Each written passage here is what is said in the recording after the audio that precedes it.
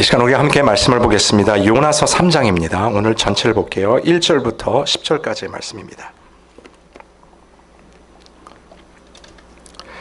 요나서 3장 우리 1절에서 10절까지의 말씀이고요. 우리 한 절씩 교독하시고 10절은 함께 합독하도록 하겠습니다. 구약성경 1288페이지입니다. 요나서 3장 1절로 10절까지 1절 먼저 시작합니다. 여호와의 말씀이 두 번째로 요나에게 임하니라. 이르시되 일어나 저 큰 성읍 니느웨로 가서 내가 네게 명한 바를 그들에게 선포하라 하신지라. 요나가 여호와의 말씀대로 일어나서 니느웨로 가니라. 니느웨는 사흘 동안 걸을 만큼 하나님 앞에 큰 성읍이더라. 요나가 그 성읍에 들어가서 하루 동안 다니며 외쳐 이르되 40일이 지나면 니느웨가 무너지리라 하였더니 니느웨 사람이 하나님을 믿고 금식을 선포하고 높고 낮은 자를 막론하고 굵은 베옷을 입은지라. 그 일이 니느웨 왕에게 들리매 왕이 보좌에서 일어나 왕복을 벗고 굵은 베옷을 입고 제 위에 앉으니라.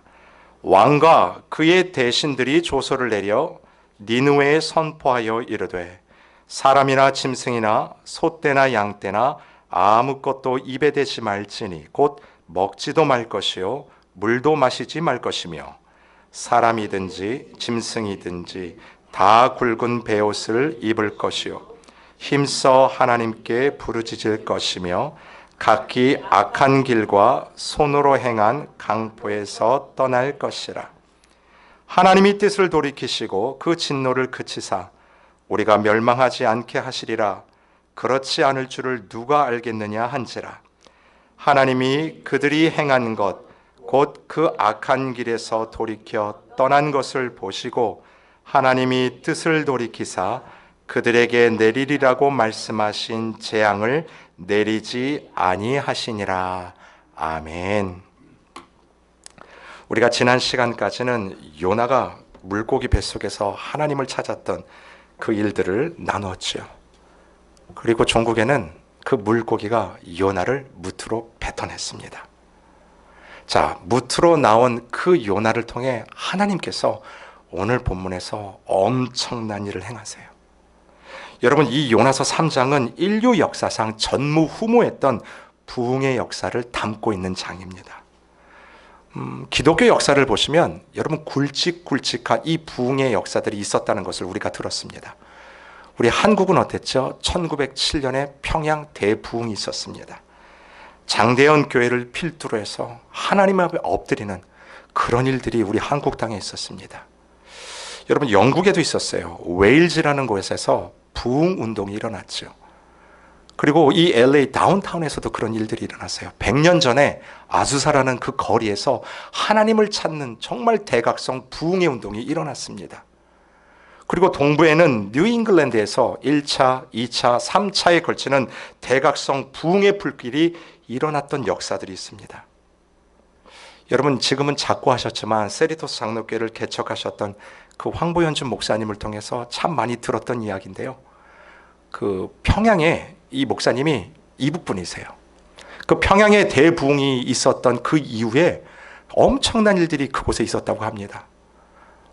그렇게 즐비했던 술집들이 어느 순간 하나 둘씩 그 술집들이 없어졌대요. 그러니까 당연히 고성방가하고 막 싸웠던 그런 일들도 거기서 점점 사라지기 시작하고, 그리고 주일날 막 총총 걸음으로 다니는 사람들 대부분은 다 교회를 찾아가는 그 사람들이라고 했더라. 그리고 그 평양에서 한국 교회를 이끌고 가는 정말 놀라운 목회자들이 많이 배출되었다는 것을 우리가 알고 있습니다. 근데 여러분, 이 모든 사건을 총망라해도요, 오늘 본문 이 요나서 3장에 기록됐던 이 부흥과는 견줄 수가 없다라고 저는 생각합니다. 오늘 이 부흥은요, 인류 역사상 정말 가장 큰 부흥이에요. 그것도 그 당시 세계를 제패했던 이 아수르 도시죠. 니느웨에서요, 우리가 읽었던 것처럼 왕으로부터 저 저기 어린 아이에 이르기까지. 사람뿐만이 아닙니다. 집에서 기르던 가축들도 일절 먹지도 않고 마시지도 않는 그 일들이 벌어지지 않았습니까? 그리고 이거 그냥 소문으로 낸 게 아니에요. 우리가 오늘 읽었지만 요나가 그 니느웨 성을 다 돌려면 며칠이 걸리냐면 3일이 걸립니다. 근데 오늘 본문을 보니까 요나는 단 하루만 걸었다고 얘기를 해요. 그런데 그 성이 뒤집어진 겁니다.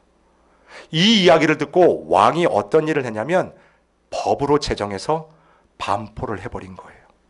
니느웨에 있는 모든 사람들은 먹지도 마시지도 말 것이며 굵은 베옷을 지어서 입을 것이다. 뿐만 아니라 집에서 기르던 소떼도 양떼도 어떻게 해요? 그 베옷을 만들어서 가축에게까지 입히라고 하는, 정말 이런 부흥의 역사들이 있을까요?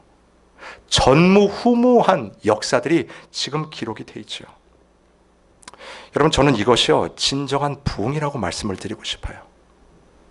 우리들이 그냥 입에서 말하는 숫자적인 늘어나는 그런 단순한 부흥을 말하는 것이 아니라 정말 내 삶이 변하고 사회가 변하고 그 변화를 통해서 우리의 생각과 우리가 생각하고 추구하는 그 자체가 변하는 것. 무엇 때문에요? 복음 때문에. 여러분, 이것이 진정한 부흥의 본질이라고 믿습니다. 여러분, 그렇다면 하나님께서 이러한 부흥을 우리에게 어떤 방법으로 허락하실까요? 제1되는 원리 원칙 중에 오늘 본문이 아주 의미심장한 말을 적고 있습니다. 여러분 1절을 한번 보시죠. 우리가 1절을 다 같이 읽겠습니다. 시작. 여호와의 말씀이 두 번째로 요나에게 임하니라 이르시되. 보세요. 여호와의 말씀이 몇 번째로요?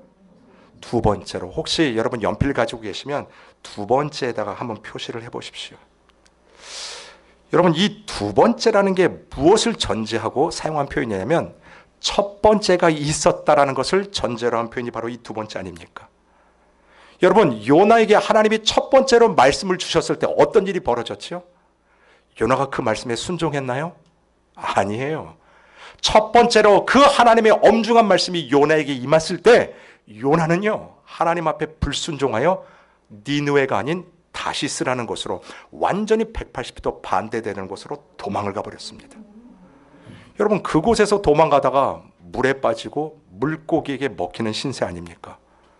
요나가 뭐라고 그랬어요? 나는 스올 가운데 빠졌다. 지옥을 경험했던 그 경험이 첫 번째였다라는 거예요. 근데 그런 요나를 하나님이 끝까지 추적하시죠. 그리고 몇 번째로요? 두 번째로 임하셨다라는 거예요.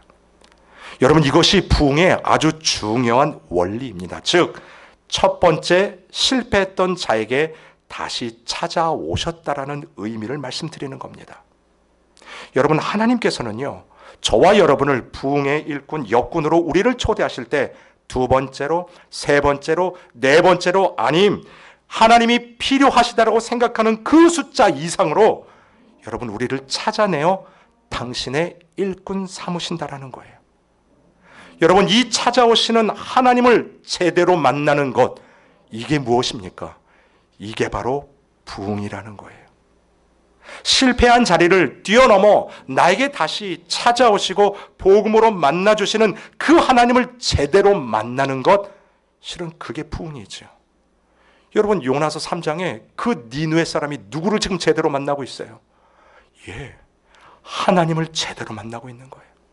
그 하나님을 제대로 만나니까 그들의 삶 가운데 변화가 일어나기 시작하죠. 여러분, 이것이 바로 부흥이라는 거예요. 그 부흥의 불길이 사람과 사람을 통해서 이웃과 이웃과 그리고 사회를 넘어 사회로 넘어가는 것, 실은 이것이 복음의 영향력이라는 것이죠. 오늘 요나서 3장에 그것이 정확하게 기록이 되어져 있습니다. 여러분, 실패자에게 하나님이 찾아오신다는 그 이유가 뭘까 한번 생각해 보십시오. 우리가 일반적으로 생각할 때 적어도 이런 엄청난 역사적 부흥을 이루려면 한 번도 실패한 적이 없거나 내 사전에 실패란 단어가 용납이 되지 않거나 아니면 손대기만 하면 승승장구하는 그런 자들을 하나님께서 골라서 쓸 법도 하신데 하나님은 그런 자들을 사용하지 않으세요. 어떤 자를 사용하셨냐면 하나님의 부흥의 원리는 이거예요. 바로 실패한 자를 다시 찾아오시는 원리였다라는 거죠. 아픔을 경험하는 자에게 다시 찾아가세요. 여러분, 바닥을 경험한 자를 하나님이 다시 찾아내십니다. 그 수월 바닥 가운데서 나는 정말 이것밖에 되지 않는가? 내 삶에 대해서 나 자신의 무능력을 뼈저리게 경험하는 자에게 하나님이 몇 번째로 찾아가세요? 두 번째, 아니 하나님이 필요하시는 그 이상으로 찾아가십니다. 오늘 하나님이 그 요나를 찾아내셨어요. 그리고 두 번째로 임하신 말씀이 뭔지를 우리가 한번 봤으면 좋겠어요. 1절과 2절을 다시 봅시다. 여호와의 말씀이 두 번째로 요나에게 임하니라 이르시되, 같이 읽습니다. 시작. 일어나 저 큰 성읍 니느웨로 가서 내가 내게 명령한 말을 그들에게 선포하라 하신지라. 아멘. 하나님이 두 번째로 주신 말씀이 뭐예요? 그 일을 통해서 어떤 일이 벌어졌냐면 요나가 어때요? 그 자리에서 일어납니다. Wake up. 그 자리에서 일어나는 역사가 일어나요. 일어난 다음에 어떻게 해요? Go. 달려갑니다. 하나님이 약속하시고 말씀해 주셨던 그 니네 땅으로 달려가요. 그리고 그곳에서 뭐합니까? 하나님이 명령하신 그 말씀을 그들에게 선포하고 있다는 거죠. 즉 하나님께서 요나에게 다시 똑같은 사명을 허락하신다는 거예요. 이게 바로 부흥의 역사라는 거예요. 그 하나님을 제대로 만날 때 우리 삶 가운데 이 실패를 넘어 하나님이 나를 와요. 그리고 우리 교회를 통해서 이루고자 하시는 그 일들 가운데 다시 우리를 세우신다는 사실이죠. 여러분, 성경을 보십시오. 성경에 수많은 하나님을 만난 그 종들이 다 이 경험을 합니다. 여러분, 구약 성경에 보시면 대표적인 인물로 모세를 들 수가 있습니다. 모세는 나이 40세까지 어디서 살았냐면 궁정에서 살지 않았습니까? 그리고 그 모든 교육들을 다 받고 최고의 인생을 살던 40의 인생에 어때요? 그래도 자기가 나의 뿌리였던 이 이스라엘 민족을 좀 구해보려고 애쓰다가 살인이라는 그 일을 겪지 않습니까? 그리고 바로 도망을 가버렸어요. 어디로 도망가냐면 미디안 광야로 도망을 갑니다. 그리고 거기서 40년을 더 보내죠.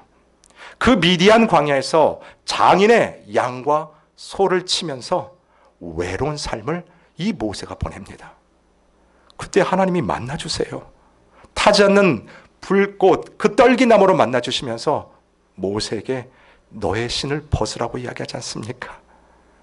그리고 어떤 말씀을 하시냐면, 모세야, 내가 너를 통하여 애굽에 잡혀있는 저 이스라엘 백성들을 구출해낼 것이다. 모세가 그 이야기를 듣고 제일 먼저 했던 반응입니다. 하나님, 저는 못합니다. 여러분, 완전히 달라진 사람 되지 않았습니까? 저의 입술은 어눌한 자입니다. 여러분, 그 고백을 하는 모세에게 하나님이 말씀해 주시는 거예요. 너가 그 일을 감당하는 것이 아니라 내가 너를 통해서 그 일을 감당할 것이다. 실은 오늘 본문의 요나처럼 하나님께서 그 모세를 만나 주시지 않습니까? 여러분, 구약에 모세가 있다면 신약에는 누가 있을까요? 아무리 생각해도 베드로가 정말 제대로 실패한 사람 중에 대명사 아닙니까? 여러분, 이 베드로는요, 의리파예요. 행동파입니다. 성경에 보시면 예수님께서 얘들아, 내가 십자가에 달려 죽을 것이다, 그 얘기할 때요, 이 베드로가 그 자리에서 일어났습니다. 예수님, 그런 말씀하지 말라고. 여러분, 어땠습니까? 예수를 잡으려고 왔던 그 말고의 길을 칼로 단숨에 베었던 자가 이 베드로 아닙니까? 자기의 의가 정말 충만했던 베드로예요. 그 베드로에게 예수님이 하신 말씀이 이거예요. 사탄아, 내 뒤로 물러가라고 이야기하십니다. 그리고 나중에 어떤 말씀을 주시냐면 네가 닭 울기 전에 3번이나 나를 부인할 것이다 말씀하지 않습니까? 여러분, 가야바 법정에서요, 예수님께서 모진 고난을 당하세요. 수도 없이 채찍에 맞습니다. 머리부터 발끝까지 안 맞은 데가 없을 정도로 눈이 퉁퉁 부어서 그 가야바 법정에서 나오는데 거기서 누굴 만나요? 베드로와 눈이 마주치지 않습니까? 그때 베드로가요, 털썩 주저앉습니다. 그때 닭이 울어요. 예수님이 말씀하셨던 닭 울기 전에 너가 나를 3번 부인할 것이다. 그 음성이 기억이 나면서 정말 죽고 싶지 않았을까요? 자신의 자존심이 송두리째 무너지는 현장 아닙니까? 쥐구멍이라도 있으면 찾아가고 싶은 현장이 바로 그 현장이 아닐까 싶습니다. 혹시 여러분도 그런 경험 없으십니까? 내 인생 가운데 정말 이만한 밑바닥은 없다. 내려가도 더 이상 내려갈 곳이 없다라고 생각했는데 아니 더 내려가는 그 밑바닥 여러분 쳐본 적 없으세요? 다 있지 않습니까? 내가 예수를 믿는다는 정말 이 믿음 가지고 그래도 이 신앙의 걷지 가지고 이 길을 걸어가는데 왜 이렇게 넘어지는 내 모습 보면서 여러분 그런 생각 안 해보셨어요? 나는 이것밖에 안 되나? 그렇게 믿음을 이야기하면서도 닥쳐오는 그 염려 가운데 왜 이렇게 마음이 불안하고 이게 해결이 안 되면 잠을 못 자는 여러분 그런 현상들 경험해 보시지 않았습니까? 내 자존심이 송두리째 무너지고 정말 이것 누구한테 들킬까 봐 꺼내놓지도 못하는 그 상황 가운데 절절맸던 그 베드로에게 부활의 예수님이 찾아오세요. 여러분 왜 예수님이 찾아오시겠어요? 결국 이것이 무슨 뜻이냐면 내 삶에서 그렇게 지워버리고 싶은 그 현장 가운데 부활하신 예수님께서 찾아오신다라는 거예요. 그리고 찾아오시면서 그 엎어졌던 실패의 자리에서 베드로를 세우셨던 것처럼 요나를 세우시고 모세를 세우시고 그리고 실패했던 저와 여러분의 그 삶의 현장 가운데 저와 여러분을 예수 그리스도가 다시 세우신다라는 것이죠. 그리고 세우셔서 뭐 할까요? 오늘 요나에게 주신 말씀 이거예요. 일어나라. 왜 엎어져 있느냐? 일어나라. 그리고 달려가라. 그리고 내가 너에게 준 이 복음을 다시 선포하며 너의 삶의 자리에서 우뚝 서라. 그런 의미에서 여러분에게 이렇게 권면드리고 싶어요. 여러분이 경험했던 그 어려움들, 아픔들이요. 실은 그거 묵혀두지 마십시오. 누가 볼까봐 꽁꽁 싸매서 숨겨두지 말라는 이야기예요. 바로 그 아프고 자존심이 상하고 누구에게도 나누고 싶지 않지만 여러분의 그 경험 속에 찾아와 다시 일으켜 부흥의 일꾼으로 삼아주신다는 그 사실을 기억한다면 여러분을 통해 일하실 그 하나님 앞에 실은 여러분의 그 경험도 놀랍게 사용될 수 있다는 것입니다. 여러분 그렇다면 왜 하나님께서 이 방법을 사용하시는 걸까요? 왜 아픔을 경험한 자들을 쓰시는 걸까요? 왜 인생의 실패를 맛본 자들을 하나님께서는 2번이나 찾아오셔서 당신의 그 사명을 허락하시는 걸까요? 여러분 실패한 자에게 주시는 하나님의 유익이 있습니다. 뭐냐면 겸손해진다라는 거예요. 우리가 겸손해진다라는 거예요. 실패를 경험한 자들이 비로소 겸손을 배우지 않습니까? 그리고 겸손해지면 그 다음 어떤 일들이 나타나냐면 그 사람들의 영향력이 커진다라는 거예요. 내가 만들어서 내가 키우는 그 영향력이 아니라 겸손함을 통하여 하나님께서 만들어주시는 영향력이에요. 그 겸손하기만 하면 하나님이 쓰시는 방법임에 틀림이 없습니다. 여러분 교회 안에 아픔을 겪는 지체들을 위로하며 영향력을 발휘하는 그 성도들을 보세요. 본인들이 나타내고 싶어서 그것이 나타나는 걸까요? 한번 생각해 보십시오. 같은 아픔을 이미 겪었던 그 성도의 말 한마디요. 그 성도의 눈빛 한마디. 전화를 걸어주든 그냥 손을 딱 한번 잡아주든 어때요 여러분? 거기에서 마음이 느껴지지 않습니까? 암을 겪었던 지체들이요. 똑같은 어려움을 겪고 있는 지체들을 향하여 다른 말이 뭐 필요해요?